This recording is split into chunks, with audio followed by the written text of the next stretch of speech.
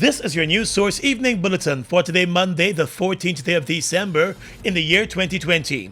I'm Gordon Mosley. Here's what we're tracking tonight. The Ethnic Relations Commission opened its two-day national conversation on ethnic relations in Guyana this morning, with several presentations and discussions looking at race and race relations in the country and how to move Guyana forward. The event is being held virtually and is also being broadcast on local TV stations and radio. The ERC said it hopes that the varying points of view of presenters and participants can serve in some measure as a blueprint for possible solutions on the related challenges that confront Guyanese of all ethnicities. During the first round of discussions this morning, the presenters examined the situation in Guyana when it comes to ethnic relations, ethnic conflicts, the problems, and ways to address issues related to race. Sometimes we forget that indigenous peoples are capable of growth, and sometimes just by practice, just by the way society is structured, that we tend to exclude them. We have not seen an indigenous leader in any of the state boards, not under the APNU, nor under the PPPC's administration. I'm not saying that because I want to advance indigenous people's cause at this level. I'm saying that to identify how indigenous peoples are excluded from being incorporated into the structures that were meant to diffuse racial tension and to sow the seeds of racial harmony. And the question we must therefore ask ourselves is, have we, as yet, as a people, accepted who we are? And the fact that we share a common destiny. Have we, as a people, yet recognized that regardless of our ethnic heritage, we are first, foremost, and inescapably Guyanese? So when you say, and people say, as they like to say, we must be Guyanese, you have to ask yourself exactly what does that mean? After 54 years, there is no common Guyanese-ness across the ethnicities. I'm sorry, but that is my personal view. So you can say, yes, they need to be Guyanese. The second point I wish to say to you is that people leaving Guyana has nothing to do, and I'm talking about young, qualified and unqualified people migrating out of Guyana, has nothing to do with whether they're nationalistic. It is pure economic survival. And if people cannot make it despite the sacrifices they make to go to university and other educational institutions, they are not going to act against their own personal self-interest in the name of some nationality.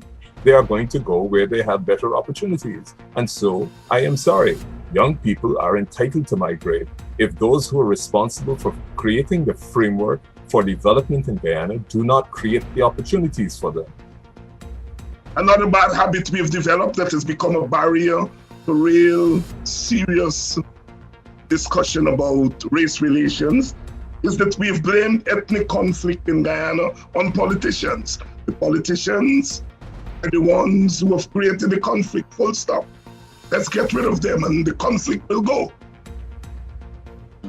We've also developed the thesis of the guilty race. Those who fan the flames of racism should be banished, put away, all kinds of things. And some of us who are ideologues have not helped. Marxist ideologues have talked about social reality in Guyana as though social class is the only category that matters. That gender doesn't matter and race and ethnicity don't matter. And some of our our feminist ideologues have also contributed to this discourse as if race and class don't matter. Now, but what gives us hope is that our ethnic groups survived here for over 100 years because the indigenous peoples were here.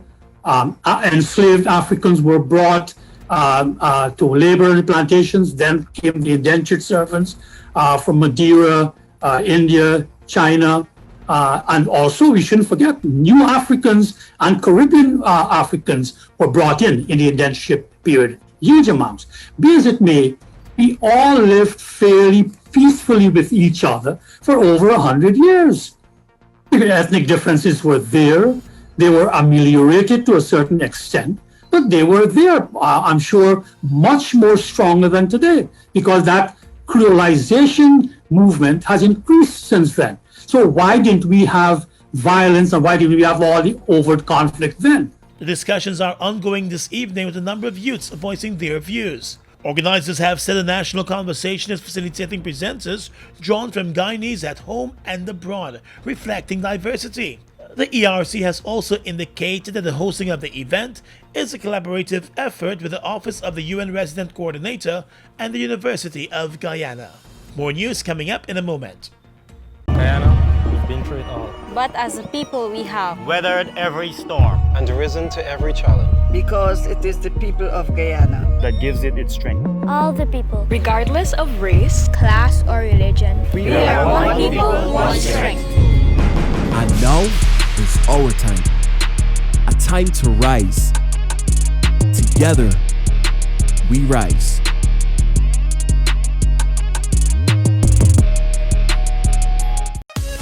Elite Fragrances and Tradings is your destination for the most luxurious deodorant, perfume, cologne, body spray, sunglasses, wallet, belt, spa, men hair products, and much more. Elite Fragrances and Trading, 123 Regent Road border between Ornock Street and Shiv Chandapal Drive. You can contact us on 619-5151 or 227-1255. The perfect fragrance is the ultimate accessory. I wanna be a Super 95 millionaire. You can be a Super 95 millionaire this Christmas when you purchase $3,000 or more Super 95 fuel from Guyana service stations. Enter to win one of two first prizes of $1 million plus weekly cash prizes up to $500,000. That's not all. Each week until January 15, 2021, you can also have a chance to win smart TVs, tablets, shopping vouchers, and so much more. So hurry down to the nearest Guyana service station and spend $3,000 or more on Super 95 fuel, and you can be a Super 95 millionaire. See press for more details. Ravinas and Water Street and Anans and Regent Street just received a new shipment of leatherette in over 16 colors. Leatherette can be used in a wide variety of applications, including covering speedboat seats, cargo, and keeping commuters dry. Ideal for minibus and car seats, leatherette can be custom made to your seating requirements. Leatherette is easy to clean and sanitize and a better choice during the COVID pandemic. For fast and comfortable shopping, visit us to get the best prices in town. Ravinas and Water Street and Anans and Regent Street. Mom, what are you doing with GPL on your list? Child, you forgot I have to pay GPL? You got time with GPL. I have to keep these lights on. The customers who think in that manner and refuse to honor their obligation to GPL are obviously not playing their part in ensuring quality service delivery. So, I will continue to pay my GPL bill on time, every time. I recognize the value of your point, Mom. You were right.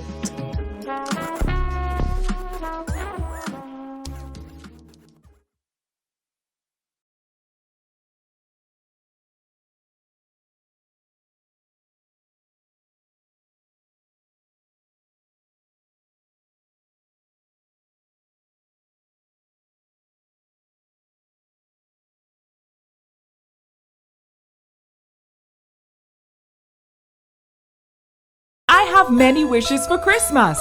A freshly painted home, a new vacation home, a new car, home furnishings, my dream wedding, new kitchen appliances, a new smart TV, a new phone for Zion, school fees too. Gosh, I still want this work from home office area. I just wish I could get some extra cash to clear my debts altogether. Do you feel the same? GBTI is granting 12 wishes for Christmas. The coronavirus death toll in the country inched up by 2 over the weekend, taking the total number of deaths to 156, following the passing of a 79-year-old man from Region 4 who passed away on Saturday and a 72-year-old man from Region 10 who died yesterday. Both men died in medical institutions. The country also recorded 23 new cases as of midnight last night, and 41 new cases were recorded the previous day. 8 persons are in the coronavirus intensive care unit. The total number of active cases now stands at 702. More than 650 of the current cases are in home isolation. Since the start of the pandemic in Guyana, 5,943 cases have been recorded, with the majority of those cases being men. A total of 5,077 persons have made full recoveries, according to the Ministry of Health. Members of the Guyana Defense Force will be getting 2 weeks of their monthly salary as a bonus. The bonus will be tax-free. President Ali recently made the announcement as he visited the GDF base at Kaiken in Region 7. According to the President's office, Mr. Ali has assured soldiers that the bonus, which will come in their next salary, is the first of many such opportunities on the horizon for them. The President announced that in 2021, the government will be making 20,000 scholarships available for online studies, and the initiative will provide an equal opportunity at learning for those in far-flung communities and others in the city and towns. He said soldiers should take advantage of the initiative when it is rolled out. The President also encouraged the members of the military to look to the future with optimism and continue to be committed to the country. The Special Organized Crime Unit of the Guyana Police Force has withdrawn misconduct in public office charges against recently appointed Finance Minister in the Office of the President, Dr. Ashley Singh, and former head of NISL, Winston Brassington. The move by SOCU comes less than 3 weeks after the High Court ruled that the charges against the two could continue in the Magistrates' Court. The two officials had moved to the High Court to challenge the validity of the charges for the sale of state lands under the previous PP Civic government. The charges were filed against the two in 2018 under the APNU-AFC coalition, following an investigation into the sale of government lands at prices that were found to be below market prices. When the matter was called in the Magistrates' Court today for its continuation, the SOCU prosecutor informed the court that SOCU was no longer continuing with the charges, which have been withdrawn completely. The two were represented by attorney Says Gunraj, who confirmed the withdrawal of the charges to News Source this afternoon. The two men had always maintained their innocence and said they believed the charges were politically motivated. Charges that were being faced by President Irfan Ali in connection with the same land deals were also withdrawn after he took office as president. And the Director of Public Prosecutions withdrew charges against the Attorney General Anil Nandlal recently also. Nandlal was facing charges in connection with the alleged theft of law books from the Legal Affairs Ministry. An Argentine forensic expert is in Guyana courtesy of the Guyana Human Rights Association to look into the murders of West Berbice teenagers Joel and Isaiah Henry and Harris Singh. The forensic anthropologist Dr. Louis von Breider was at the scene of the murders yesterday and also spoke with family members. He was accompanied by the head of the Human Rights Association, Mike McCormack, and attorney for the Henry cousins, Nigel Hughes. The forensic expert is also expected to meet with the police while here. The police force has been leading the investigations into the murder, but more than 3 months since the gruesome murders, the case remains unsolved, with no major breakthrough. The human rights body has been pressing the government to bring in the Argentine experts, but the administration refused, instead relying on the investigative work of the Guyana police force and a visit from the regional security system, which did not yield any results. The Henry cousins were found butchered to death in the Cotton Tree Bag Dam on the 6th of September. 3 days later, Harris Singh was found murdered in the No. 3 Village Bag Dam. A relative of Singh was an initial person of interest in the murder of the other two teenagers. The 3 murders led to national outrage, and there have been calls since then for Guyana to seek additional international help to probe the murders and ultimately arrest the perpetrators and ensure justice is done. Tragedy and shock gripped the town of Bartica late in Saturday night when the bodies of a woman and her 2 young daughters were found in the ashes of their old wooden house that was set ablaze by the woman's reputed husband. Persons at 4 Mile Squatting Area Bartica noticed the house on fire at around 11 o'clock on Saturday night. Within minutes, the small house was completely destroyed. As the flames died, the burnt remains of Caroline Kennedy and her 2 young daughters, 5-year-old Mariana and 3-year-old Gabriella, were spotted. The house was reportedly set on fire by the estranged husband of the woman, following a disagreement earlier in the night. It is suspected that the woman and her daughters might have been asleep and later trapped in the burning building. The man was accosted by angry residents and later handed over to the police. As he was being taken away from the scene, he could be heard groaning in pain. A shocked mayor of Bartica, Gifford Marshall, visited the scene of the tragedy late on Saturday night. He said the man's actions were cruel and heartless. A full investigation into the incident is ongoing. The suspect is expected to face triple murder charges later this week. Well, 1 week after a 60-year-old man was shot multiple times to his body and robbed of his motorcycle, one of his alleged attackers has been charged and remanded to jail for the crime. 28-year-old Kitty resident Kelsley Helliger appeared before the chief magistrate this morning and was not required to enter a plea to the indictable murder charge. He was charged with the murder of Peter Gonzalez in Garnet Street, Kitty. The incident took place last Monday night. The elderly man was gunned down after being attacked by 2 men who demanded his motorcycle. After allegedly putting up a fight, Gonzalez was shot multiple times by one of the men, who grabbed his motorcycle and rode off with it. Police investigators were able to use video recordings from a number of CCTV cameras in the area, and the suspect was arrested and later identified by a witness during an identification parade. The matter was sent to the Director of Public Prosecutions, and the decision was made to file a murder charge against the accused, who is no stranger to the courts. He was previously charged in another murder case, but was freed over lack of evidence. The accused will make his next court appearance in the new murder case in early January.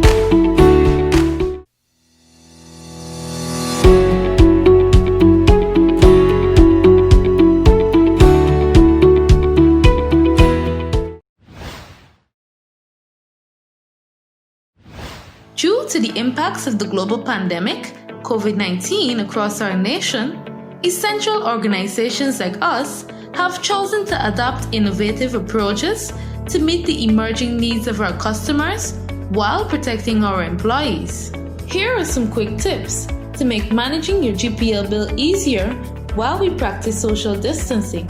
To register for electronic billing, you can use the e-billing tab on your website.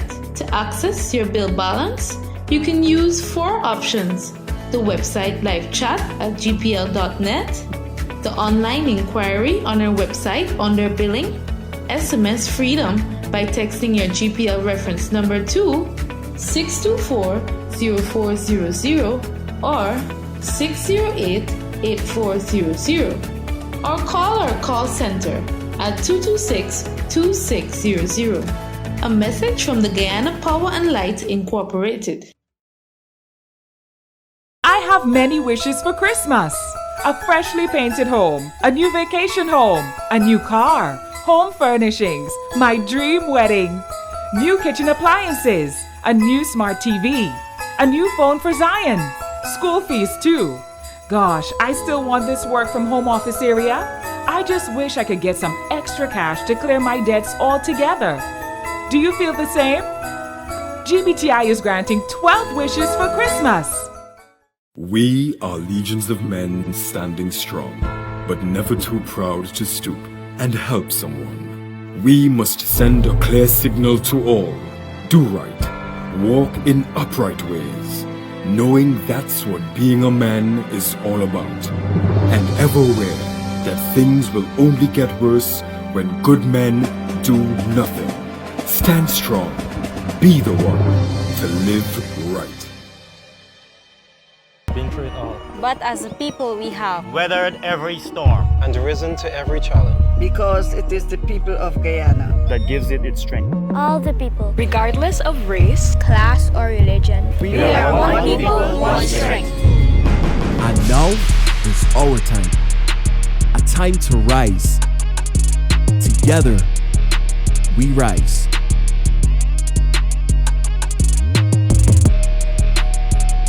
Across the region right now, the government of Grenada has announced plans to cancel all mass gathering events due to the sudden spike in cases of coronavirus across the island. In making the announcement yesterday, the Minister of Health said the decision had been made to rescind all approved activities for the next 2 weeks, beginning from the 13th of December. The news conference was called to update the nation on the dozens of positive cases that are linked directly and indirectly to the Sandals Resort. The minister told journalists that the government of Grenada has instructed the management of the Sandals Resort to redirect incoming guests and evacuate those who are COVID-19 negative from the Grenada property. The minister added that the government will not be adopting lockdown measures as was done in March as a means of controlling and containing the spread of the virus. Grenada now has 26 new active cases, including a 10-year-old child. A new Inter-American Development Bank study has highlighted ways to increase public safety in the Caribbean by focusing on reducing pre-trial detentions and expanding rehabilitation and reintegration programs for incarcerated persons. The Washington, D.C.-based financial institution says the report analyzes surveyed data collected from both sentenced and remanded individuals in 6 Caribbean countries from 2016 to 2019. The Bahamas, Barbados, Guyana, Jamaica, Suriname, and Trinidad and Tobago. In the countries, the report finds that the average prison population is 93% male, and the average age of inmates is 33 years old. The study says the unconvicted prisoners constitute a large portion of the prison population in the Caribbean, and that these pretrial detainees spend an average of 2.5 to 4 years in prison before sentencing. Individuals in pre-trial detention were also found to have experienced higher levels of victimization and violence compared to sentenced individuals. The study says that pre-trial detainees reported higher rates of victimization in almost all countries on the study, except for Barbados and Suriname. The report also highlights the impact of not having effective or sufficient prison rehabilitation and reintegration programs in the Caribbean. And finally tonight, international news. The first COVID-19 vaccination in the US has taken place as the country gears up for its largest ever immunization campaign. An intensive care nurse in Long Island, New York is believed to have been the first person to be given the vaccine. Millions of vials of the Pfizer-BioNTech vaccine are being distributed, with 150 hospitals expected to receive doses today. The U.S. vaccination program aims to reach 100 million people by April. COVID-19 fatalities are nearing 300,000 in the U.S., which has by far the world's highest death toll.